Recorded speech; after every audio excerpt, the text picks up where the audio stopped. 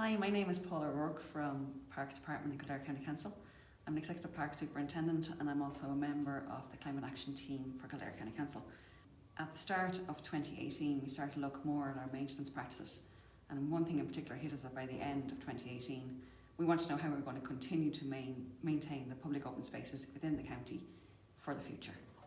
And in order to do that, we had to ask ourselves a number of questions, but we also had to look at what the public were saying to us. So the areas of concern the public gave to us were pesticide and herbicide usage, mainly glyphosate, whether or not we were doing pollinator-friendly practices, climate change, mitigation, adaptation and building resilience. Basically, we're at a tipping point. Water and air quality, tree coverage, the quality of our open spaces with regard to facilities and to amenity value, along with biodiversity and nature and rewilding. That allowed us to then go into phase 2. So we wanted to know how we were going to actually do this and how we would put this on the ground. But first of all, we had to look at what we were already doing that was environmentally friendly. We weren't that bad. So we found out that what we're doing is some pretty good practices. So we have meadows that we crop for hay, for example, in Salon's amenity lands and in Cherry Avenue in Kildare Town. We also have areas that we graze, for example, in Carton Avenue in Maynooth. The reason we know these are working is, for example, in Cherry Avenue, we know there's been a decrease of approximately 40 bales a year been taken off that ground, and that's over the last 3 years. So we have reduced the nutrient value of that land, which is perfect for biodiversity and for wildflower meadows. So we know it's working, which is great. We also do other works. We do works, for example, reduce mowing in certain areas, and we mow on an annual or biannual basis. For example, this would be done for biodiversity reasons. The lakes in Nace and the spa in Leixlip would be examples. We also do spot spraying and hand weeding in some areas where possible. This is to reduce the amount of herbicide usage. This would mainly be in ornamental beds or roundabouts. And we work with the likes of tidy towns and other community groups to increase the biodiversity and the food value and shelter for pollinators. People have to get used to the idea of there being weeds. They need to be more tolerant of wildflowers being out there and unkept areas so we can help the pollinators and be more environmentally friendly. So Newbridge Tidy Towns have not only created wildlife areas and meadows and pollinator friendly planting, but they've been rewarded because of that with the Pollinator Award under the Green Flag Awards. Then we have also looked at other areas. For example, in Maynooth, we worked with the Tidy Towns there on Carton Avenue, and we looked at the reduced scrub maintenance to again increase biodiversity. And we came up with a programme over 3 years. That year 1 we would cut one side, year 2 we cut the other side, and year 3 we'd leave the area fallow. This commenced in 2019 and we reassessed in September of this year. And we decided to postpone the second phase of the area that we would cut until next year. The reason being that there wasn't enough coverage for invertebrates and other animals and wildlife in the area. So we are looking at them, we do assess and we make sure that what we're doing is environmentally friendly, and we do change practices where needs be. So we decided, what can we do now? What are the areas that we need to look at and how are we going to move this forward? So we decided to do a trial in 2020 and we piloted areas. So what we did is we piloted 21 areas, and that was representative of each MD. And this idea was to inform and educate people as we worked through the process. So where possible, we gave 50-50 scenarios. So half the site would be maintained as it was normally, i.e. basically cutting on a bi-monthly basis, and the other side of the same site would be cut under a more environmentally friendly basis. So this could be reduced mowing for layered meadows, which is basically cut on a 6-week basis, and then long flowering meadows. So that gave us a number of options and a number of sites we could look at. We also managed some areas on a wild basis. So for example, boundaries and verges where there might be scrub already. Succession is not, generally speaking, taking place in those areas. It's not woody and it can remain as it is. If it becomes too woody and we need to bring it back again to the first phase of that succession, then we will reduce the growth in that area, possibly by flagging or trimming. But again, it's always assessed and we see what we can do and what stage it's at and what needs to be done. So we looked at the 21 areas that we decided to trial, and they were all over the MDs. So in the entire county, it doesn't matter where you live, you will find one in your area. And the slide that you'll be shown, the green areas are open spaces and the grey ones highlighted are grass verges.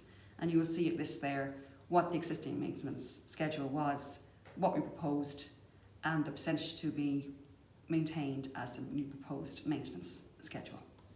In 2020 we took a number of photographs, and some of these now that you will see is of Monreid Park. And in July 2020 we decided to have a look at what the meadow area looked like, mainly the Longflower Meadow. It was an area of grass that wasn't growing very well for a meadow, but we wanted to understand why. And the reason basically is there's certain areas of it compacted, certain areas have more fertile grass and soil in that area, and certain areas were undernourished. So it's a hodgepodge, and that's why it became a good area to have a look at. So in the photographs you'll see we got a number of growth patterns. We've everything from what looks like something has been cut on a 6-week basis to what looks like a Longflower Meadow in that area. And I thought it very, very good idea to keep it there for this whole year rather than cutting on a 6-week basis, for the simple reason it would educate people. We will look again next year, or we might move it to within Monreid Park, because it might actually give people a better idea what a Longflower Meadow should actually look like. But we'll reassess that in the spring.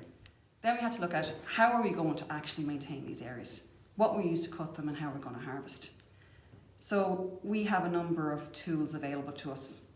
For very small sites or sensitive sites or inaccessible sites, we have what's known as a finger bar mower.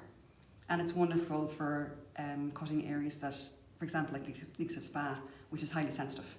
It's a pedestrianised mower. It is slower than other methods, but it is ideal for where maybe you have grounds that's slightly wet, or that has something of a biodiversity interest, such as an insect or an invertebrate that needs to be kept in its habitat. The next thing we'd use a lot of would be a flail mower. This is usually put on the back of a 35 horsepower tractor and used to maintain smaller areas such as verges, or part of a rota of operating machines on a larger space to maybe cut underneath the trees or certain narrow spaces within that area, in combination possibly with larger tractors and gang mowers. Then on larger sites we use other machinery. For example, on the Longflower Meadows we'd use conditioning mowers along with balers to actually cut the grass and then bale it afterwards. Now if we're cutting the grass in say July, August or September, we would generally speaking let it lie for 3 days and create hay. If however we're cutting it in October when the seed already has been cast, we will generally speaking cut and bale on the same day and use it usually as silage. It'll all depend on the site itself and what's required. Again, we also this year trialled what's called a zero grazer, and it was very interesting to see. Basically in one operation it will cut and collect the grass into a hopper. This is used generally speaking by dairy farmers for cutting grass and bringing it into their animals. The one that we demonstrated on the day was for use for say a small farm who had 10 to 12 cattle that need to be fed, and one hopper skip full would actually feed those for 12 hours. So generally speaking, a farmer will cut grass twice a day if he has a small farm. There are other models that do larger areas depending on the need of the farmer. The reason we trialled this was not only for our own information but also for the National Biodiversity Data Centre, who are doing a film of different techniques of meadows all the way from creating them to harvesting the grass and what can be done with them. So the reality is we're hoping that that film will be released early next year, and we hope you enjoy it. We said to ourselves, how are we going to actually deal with all the grass that we collect? So far we're doing 2 things. One, we're using the grass as fodder, as we said earlier on. It can be hay or silage, and we work with farmers to let them cut those areas for us. We also have partnered up with Derry Beg this year, and we've given them some of the grass and they're going to compost it. So that will be next year. We will find out from them how that trial went. But we need to do more, and we need to look at different ways. And that's what we are hoping to do as well in 2020. At the start of it, we were wondering how the hell are we going to measure what we're doing, and how are we going to work out, is it working? So we looked at how we're going to promote the alternative practices. And there's 2 strands to that. There's the communication strategy and there's the success indicators. Basically what we're doing is we're monitoring, we're measuring and we're reporting. And throughout that process we're also communicating with the public, because we want to educate, we want to inform and we want to promote what we're doing, but we also want the public to do the same. They can educate us too. So the communication strategy had a number of strands. The first strand was that we wanted to put up on pollinator.ie mapping of the sites. So we did that. Then we also decided to use Kildare County Council social media to promote what we're doing. We also looked at community stories, which is specific to the community section, where the community stories is on Facebook, and we decided to do monthly updates between March and October into November. We also looked at signage and putting up that on each site, which we did. We also looked at using public and community engagement and see how people actually reacted to that. So we were looking at the numbers that use social media and make comments. We looked at our customer relationship management system where people come in with complaints or comments, and we also looked at maybe doing something like a bio blitz. We also looked at asking our councillors to become change managers, and we asked them for feedback and to give us queries so that we could answer them for them and hopefully allow people then to manage more of what they were doing themselves or to understand better what we were doing. We also looked at our success indicators. Their shorter number basically was public awareness, so that's the number of hits we got on community stories, for example, on a monthly content. We also looked at doing surveys at the start and the end of the season, and thanks to the help of the PPN and the consultation portal staff, we got that up and running very successfully. This is to target individuals and groups and get their opinions before and after, and I'll give you the results of those in a while. And we also needed to know where our practices are cost neutral. It's very important that what we do is not only efficient and effective, good for biodiversity, but we also have to know that we're getting value for money. So what was the outcome? The outcome of our communication strategy was we fulfilled everything we asked to do. And we have to say that we are delighted to say that the Kildare County Council social media, that we got one of the highest hits outside of COVID-19. We had a reach of 12,170 on just one aspect alone, which was the survey posted. We also, on the communications side, under community stories, we discovered that it was extremely well received on a monthly basis, and people were actually waiting sometimes for something to come up on the system to have a good look and see what we were doing. We also put our signage up on site. That worked very well. People now understood what we were doing, why we were doing it, generally speaking. But again, we may need to educate people a bit more. On the communication engagement on social media, we got 98% of positive outcomes and comments. On CRM, we got less than 10 queries, and those queries were generally speaking on herbicide usage. Unfortunately, we didn't get to do the BioBlitz because of COVID-19, but we did encourage people to observe and put their records down on pollinator.ie or other websites that would provide a database. And the councillors' feedback and queries are ongoing, and we thank the public for asking questions. At the end of the day, if you don't ask, we can't answer and we can't inform you. Outcome of success indicators. There was actually great success in this area. Public awareness, which is the number of hits on the community stories on a monthly basis, we reached 52,770 people. We couldn't have asked for better. We didn't expect this. We had 11 posts over literally 10 months, and basically we had an engagement of 82%. That is massive, so thank you everybody. And the public opinion, the surveys at the start and the end of the season, 98% of you want more environmentally friendly maintenance practices. That was just from the spring survey alone. At the end of the day, because of PPN allowing us to put the information out there and KCC consultation portal giving us the ability to put the surveys out there, we had 649 participants in the spring survey, followed up by 580 people that were asked to do the follow-up survey, and of that we got 242 replies, or 42% replies, a very good rate. The results of that were 95.5% of use want us to stream instead of using herbicides, and 95.9% want more meadows. Regardless if it's layered or long flowered meadows, you want both.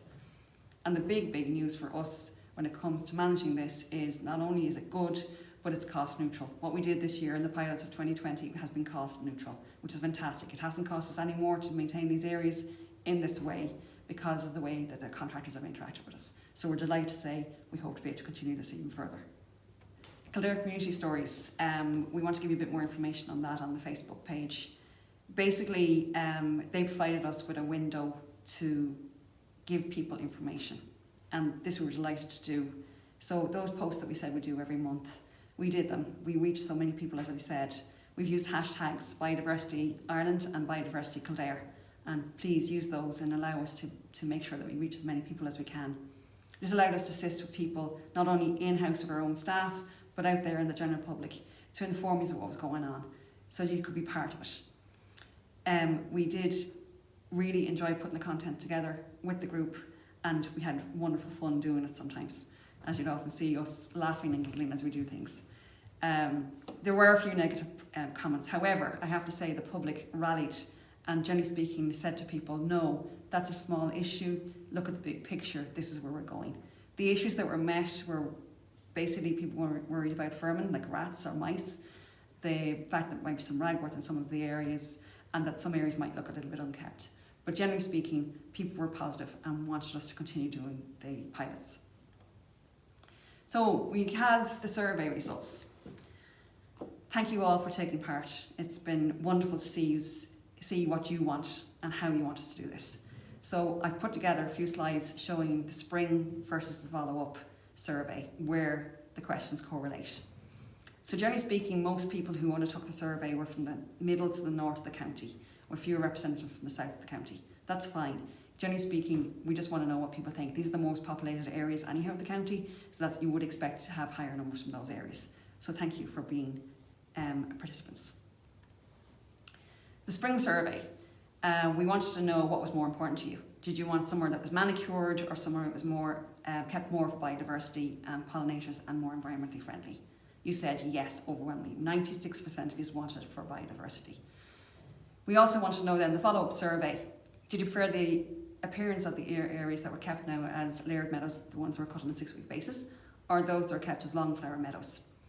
Overwhelmingly, you all want the meadows, 93.7%. It's massive, so thank you for that reply and positive input. So in the spring survey, we asked, would people prefer us to maintain public open spaces in a more environmentally friendly fashion? 98.2% of you overwhelmingly said yes. In the follow-up survey, we asked, did you notice an increase in biodiversity in the pilot areas? Yes, you did. 83.9% of you said yes, we have seen more vegetation or insects or birds or other wildlife that you wanted to see. Again, a resounding positive result. In the spring survey, we asked, of the two maintenance plans, which you prefer, i.e. do you want us to keep on cutting areas on a bi-monthly basis, or do you want us to do more of the pilots?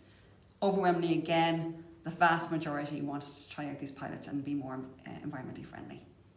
We also wanted to know in the follow-up survey, was there any negative or off-putting items during the pilot that you thought might stop you from wanting us to do these? Overwhelmingly, you all said no, you wanted this. 83.6% want us to continue, that you didn't see anything negative.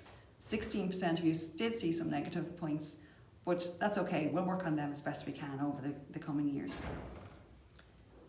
When it came to comments, we asked in the initial survey, could you give reasons for choosing your preferred maintenance plan? You'll see those on the screen, but basically it was people were given an overall view of why they wanted it, sort of a global or macro view.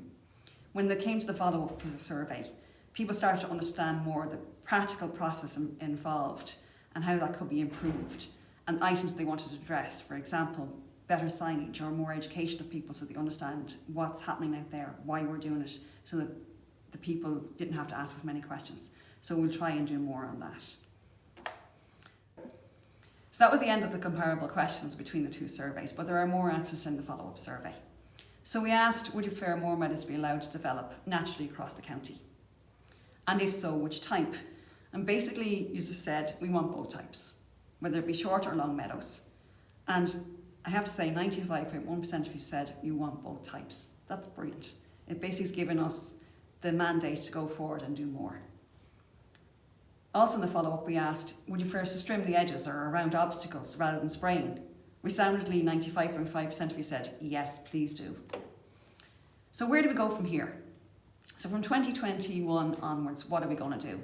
We've done our pilot, we've got your survey results, and we still want your input, and we probably will do more surveys in the future.